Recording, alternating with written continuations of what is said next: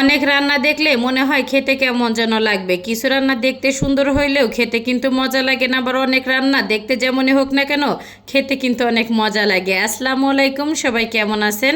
আশা করি ভালো আছেন। আমি আল্লাহর রহমতে অনেকটা বেশি ভালো আছি। তো প্রতিদিনের মতন কিন্তু আজকে হচ্ছে ভিডিওটা আর কি দুপুর থেকে শুরু করে দিলাম। আমি একটা আপুর হচ্ছে ভিডিওতে আমি দেখছিলাম মুসুর ডাল আর হচ্ছে মুগ ডাল দুইটা একসাথে হচ্ছে রান্না করা। তো আমি ভাবছিলাম কেমন না কেমন লাগবে, তো ভাবলাম একবার হচ্ছে ট্রাই করেই দেখি।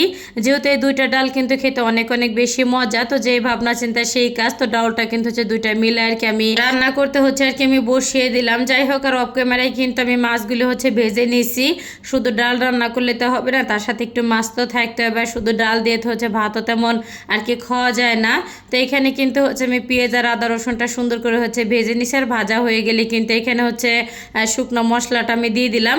এখানে জিরা, ধনিয়া, হলুদ আর হচ্ছে মরিচের গুঁড়াটা আর কিছুটা হচ্ছে গরম মশলার আমি গুঁড়াটাও দিছি। আর হচ্ছে আমি যখনই পাঙ্গাস মাছ রান্না করি তখনই হচ্ছে একটুখানি আর কি গরম মশলার গুঁড়া দেওয়ার চেষ্টা করি, এতে করে হচ্ছে আমার কাছে ভালো লাগে খেতে, না হলে কেমন যেন লাগে। যাই হোক, এর দেখে কিন্তু হচ্ছে ঝোলের পানিটা দিয়ে তারপর হচ্ছে ঢাকনাদেরকে ঢেকে দিয়েছিলাম। তো কাঁচামরিচ দেওয়ার কথা একটু কেন যেন মনেই ছিল না আমার। তো যখন আর কি ঝোলের পানিটা আর কি ফুটে উঠছে তখন ভাবলাম হচ্ছে কাঁচামরিচগুলি আর কি দিয়ে দেই। আর কাঁচামরিচটা হচ্ছে যখনই বাসায় আর কি থাকে তখনই দেন, না থাকলে হচ্ছে নাই। আর এই তো পাঙ্গাস মাছের তরকারিটা কিন্তু হচ্ছে একটু নামিয়ে রাখছি। ভাবলাম হচ্ছে ডাউলে আগে হচ্ছে ফোড়নটা দেওয়ার পরে তারপর হচ্ছে মাছের তরকারিটা আবার হচ্ছে বাকিটা আর কি রান্না করে নেব আমি। তো এই তো এখানে কিন্তু হচ্ছে আর কি ডাউলটা অফ ক্যামেরায় কিন্তু আমি সুন্দর করে হচ্ছে ঘুটে নিছি হলুদ আর হচ্ছে জিরা, ধনিয়া আর হচ্ছে স্বাদ মতো নুন দিয়ে। আর এখানে হচ্ছে শুকনো মরিচ আর হচ্ছে পেঁয়াজ আর রসুন দিয়ে আমি সুন্দর করে ফোড়নটা হচ্ছে দিয়ে নিলাম। আর কিছুটা হচ্ছে নুন প্রয়োজন ছিল, তো নুনটাও আর কি দিয়ে নিলাম।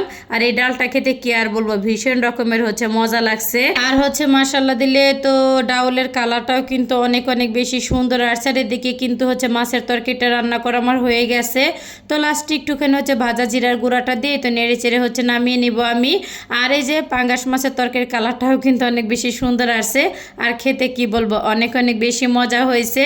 তো রান্না বান্না করার পরে মন চাইতেছিল যে হচ্ছে একটু সেমাই আর কি রান্না করে খাই। তো যে ভাবনা চিন্তা সেই আর কি কাজ।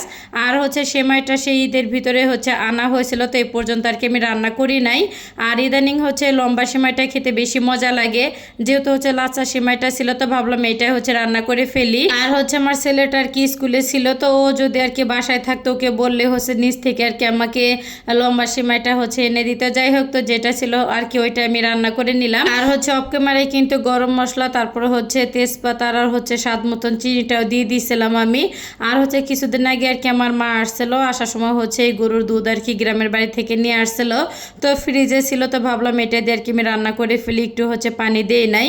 তো সেমাইটা খেতে অনেক অনেক বেশি আর কি মজা হয়েছে। তো আজকের ভিডিওটা সবার কাছে কেমন লাগলো অবশ্যই কিন্তু সবাই কমেন্ট করে জানাবেন। আর এখনও যারা আমার পেজটা ফলো দেন নাই অবশ্যই আমার পেজটা ফলো করে দিবেন।